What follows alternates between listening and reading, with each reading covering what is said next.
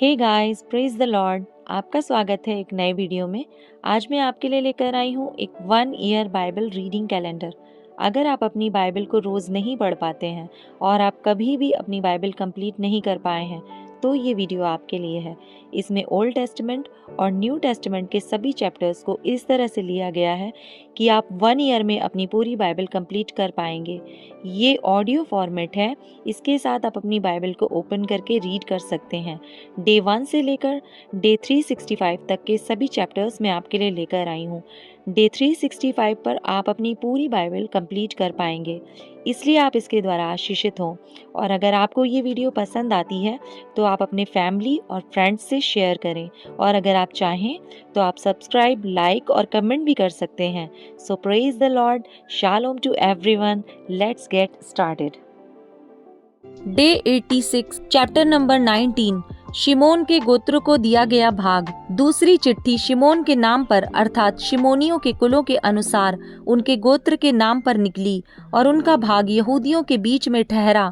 उनके भाग में ये नगर हैं अर्थात बेरशेबा, शेबा, मोलादा, हसर शाल, बाला, एसेम, एल तोलद, बतूल, होरमा, सिगलक, बेत मकारबोत, हसर शूसा, बेतेल, बाओत और शारूहेन। ये 13 नगर और इनके गांव उन्हें मिले।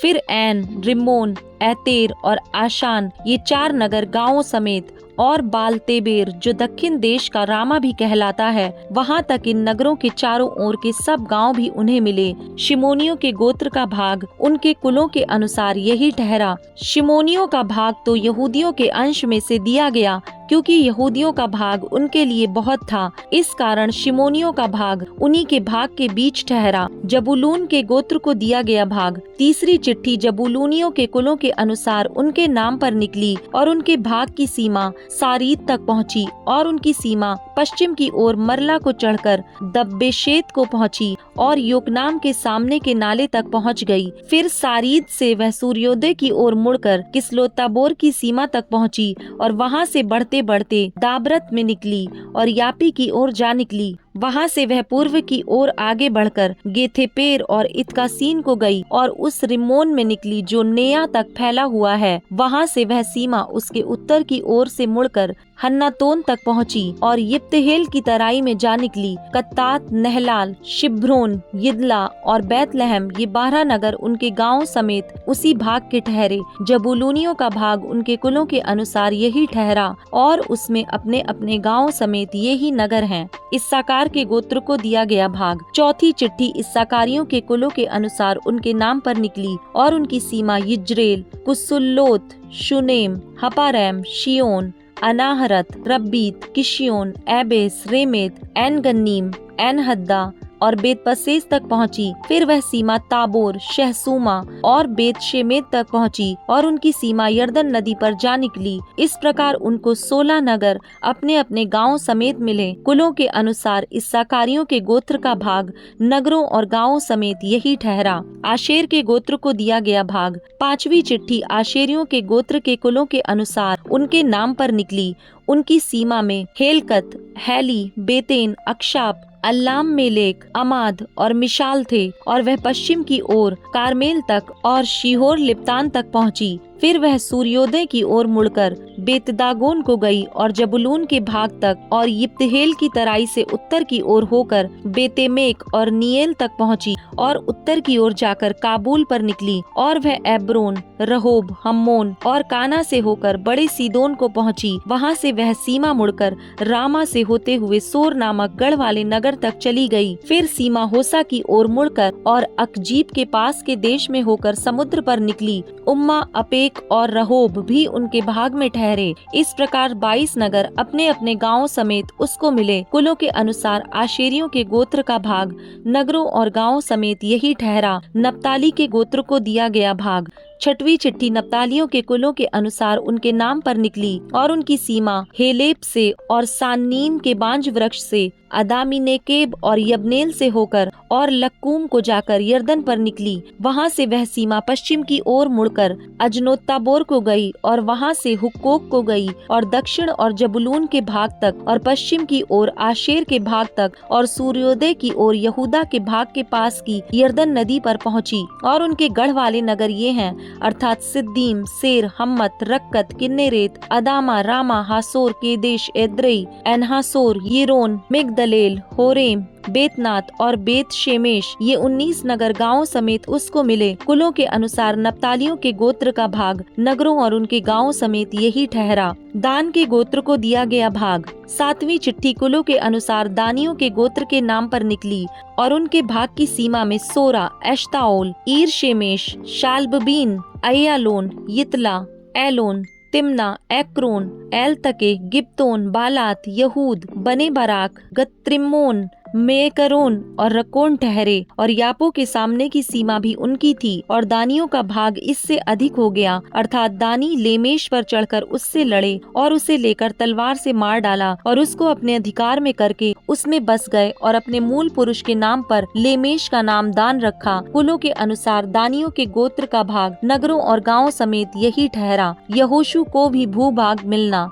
जब देश का बांटा जाना सीमाओं के अनुसार पूरा हो गया, तब इजराइलियों ने नून के पुत्र यहोशू को भी अपने बीच में एक भाग दिया। यहोवा के कहने के अनुसार उन्होंने उसको उसका मांगा हुआ नगर दिया। यह एप्रैम के पहाड़ी देश का तिम्नत सेरह है और वह उस नगर को बसाकर उसमें रहने लगा। जो भाग एलियाजर याजक और नून के पुत्र यहोशू और इजराइलियों के गोत्रों के घरानों के पूर्वजों के मुख्य पुरुषों ने शीलो में मिलाप वाले तंबू के द्वार पर यहोवा के सामने चिट्ठी डालकर बांट दिए, वे ये ही हैं। इस प्रकार उन्होंने देश विभाजन का काम पूरा किया।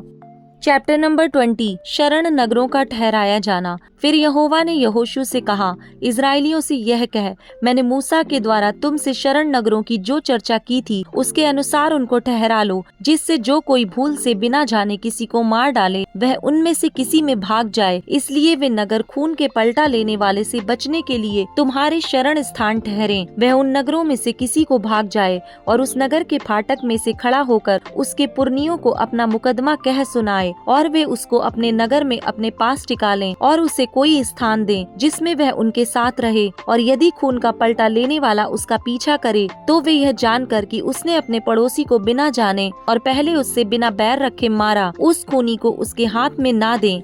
और जब तक वह मंडली के सामने न्याय के लिए खड़ा ना हो और जब तक उन दिनों का महायाजक मर न जाए, तब तक वह उसी नगर में रहे। उसके बाद वह खूनी अपने नगर को लौटकर जिससे वह भाग आया हो अपने घर में फिर रहने पाए। अतः उन्होंने नप्ताली के पहाड़ी देश में गलील के केदेश को और एप्रैम के पहाड़ी देश में शेकेम को और यहूदा के पहाड़ी देश में क्रियतरबा को, जो हेब्रोन भी कहलाता है, पवित्र ठहराया। और यरीहो के पास के यरदन के पूर्व की ओर उन्होंने रूबेन के गोत्र के भाग में बेसेर को, जो जंगल में चौरस भूमि पर बसा हुआ है, और गाद के गोत्र के भाग में गिलाद के रामोत को और मनशे के गोत्र के भाग में बाशान के गोलान को ठहराया। और सारे इजराइल के लिए और उनके बीच रहने वाले परदेशियों के लिए भी जो नगर इस मनसा से ठहराए गए कि जो कोई किसी प्राणी को भूल से मार डाले वह उनमें से किसी में भाग जाए और जब तक न्याय के लिए मंडली के सामने खड़ा ना हो तब तक खून का पलटा लेने वाला उसे मार डालने ना पाए, वे ये ही हैं। Luke chapter number 5 verse number 17 to 39। लकवा के रोगी को चंगा करना। एक दिन ऐसा हुआ कि वह उपदेश दे रहा था और फरीसी और व्यवस्थापक वहां बैठे हुए थे, जो गलील और यहूदियों के हर एक गांव से और यरूशलेम से आए थे और चंगा करने के लिए प्रभु की सामर्थ उसके साथ थी। उस समय कई लोग एक मनुष्य को जो लकवे का रोगी था खाट पर लाए और वे उसे भीतर ले जाने और यीशु के सामने रखने का उपाय ढूंढ रहे थे। पर जब भीड़ के कारण उसे भीतर ना ले जा सके तो उन्होंने छत पर चढ़कर और खपरैल हटाकर उसे खाट समेत बीच में यीशु के सामने उतार दिया। उसने उनका विश्वास देखकर उससे कहा, हे मनुष्य, तेरे पाप क्षमा हुए। तब शास्त्री और फरीसी विवाद करने लगे, यह कौन है जो परमेश्वर की निंदा करता है? परमेश्वर को छोड़ और कौन पाप को क्षमा कर सकता है? यीशु ने उनके मन की बातें जानकर उनसे कहा, तुम अपने मनों में क्या विवाद कर रहे हो? सहज क्या है? क्या यह कहना कि तेरे पाप क्षमा हुए, या यह कहना कि उठ और चल फिर? परंतु इसलिए कि तुम जानो कि मनुष्य के पुत्र को पृथ्वी पर पाप क्षमा करने का भी अधिकार है। उसने उस लकवे के रोगी से कहा, मैं तुझसे कहता हूँ, उठ और अपनी खाट उठाकर अपने घर चला जा। वह तुरंत उनके सामने उठा और जिस पर वह पड़ा था उसे उठाकर परमेश्वर की बड़ाई करता हुआ अपने घर चला गया। तब सब चकित हुए और परमेश्वर की बड़ाई करने लगे और बहुत डर कर कहने लगे, आज हमने अनोखी बात देखी है, लेवी का बुलाया जाना। उसके बाद वह बाहर गया और लेवी नामक एक चुंगी लेने वाले को चुंगी की चौकी पर बैठे देखा और उससे कहा, मेरे पीछे हो ले। तब वह सब कुछ छोड़कर उठा और उसके पीछे हो लिया। तब लेवी ने अपने घर में उसके लिए एक बड़ा भोज दिया और चुंगी लेने वालों की और अन्य लोगों की जो उसके साथ भोजन करने बैठे थे एक बड़ी भीड़ थी। इस पर फरीसी और उनके शास्त्री उसके चेलों से यह कहकर कुड़कुड़ाने लगे, तुम चुंगी लेने वालों और पापियों के साथ क्यों खाते पीते हो? यीशु ने उनको उत्तर दिया, वैद्य भले चंगों के लिए नहीं परंतु बीमारों के लिए आवश्यक है। मैं धर्मियों को नहीं परंतु पापियों को मन फिराने के लिए बुलाने आया हूँ। उपवास का प्रश्न। उन्होंने उससे कहा, यूहन्ना के चेले तो बराबर उपवास रखते और प्रार्थना किया करते हैं और वैसे ही फरीसियों के चेले भी, परंतु तेरे चेले तो खाते पीते हैं। यीशु ने उनसे कहा, क्या तुम बरातियों से जब तक दूल्हा उनके साथ रहे उपवास करा सकते हो? परंतु वे दिन आएंगे जिनमें दूल्हा उनसे अलग किया जाएगा, तब वे उन दिनों में उपवास करेंगे। उसने एक और दृष्टांत भी उनसे कहा, कोई मनुष्य नए वस्त्र में से फाड़कर पुराने वस्त्र में पैबंद नहीं लगाता, नहीं तो नया फट जाएगा और वह पैबंद पुराने में मेल भी नहीं खाएगा।